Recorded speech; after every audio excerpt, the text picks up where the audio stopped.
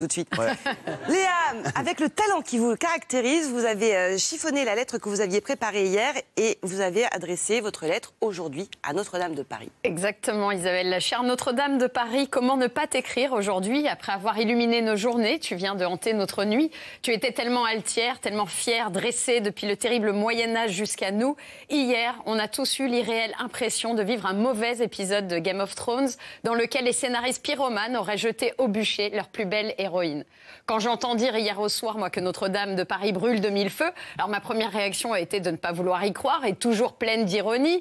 Je me suis dit bêtement, Notre-Dame de Paris en feu, est-ce une façon de dire qu'Anne Hidalgo, surnommée ainsi, a le feu là où je pense? Ou pire, Emmanuel Macron serait-il vraiment prêt à tout pour annuler son allocution et ne pas répondre aux Français quant au débat national? Ou est-ce que Victor Hugo était un visionnaire, lui qui écrivait sur toi, mais aussi un roman qui aurait tellement pu être contemporain en cette époque de Gilets jaunes, Les Misérables? Ou enfin, est-ce un ouvrier fatigué qui aurait juste laissé traîner un mégot de cigarette mal éteint?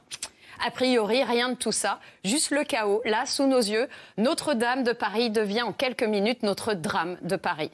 Tout le monde te pleure et les larmes réunies auraient sans doute pu éteindre les flammes.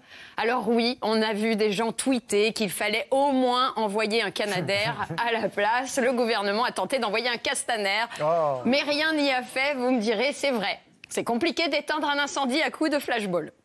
Et j'ai moi-même vu, chère cathédrale, qu'on a demandé un avis à Garou. Pourquoi pas, hein, mais c'est comme si on voulait connaître le point de vue de Patrick Sébastien sur la raréfaction de la faune marine parce qu'il a chanté les sardines.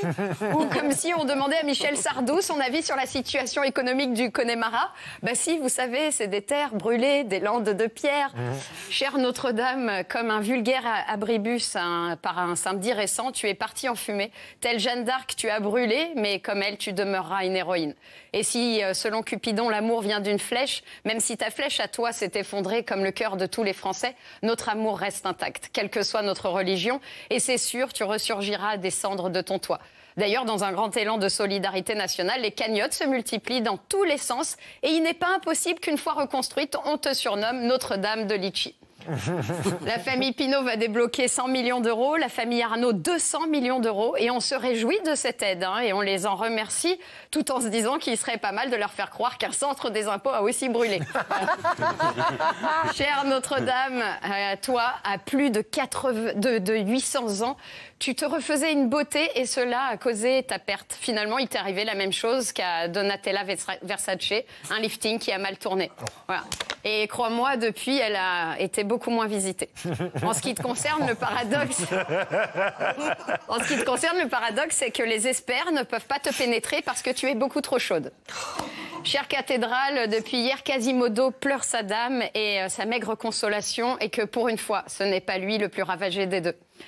Mais évidemment, l'heure n'est pas à la boutade et je salue au passage les soldats du feu qui ont réussi à te sauver la vie car on ne veut pas à notre tour perdre nos deux tours. Bref, chère Notre-Dame de Paris, même si tu ne seras plus aussi bien charpentée, tu seras toujours aussi radieuse. Alors promets-nous de ne plus jamais t'immoler.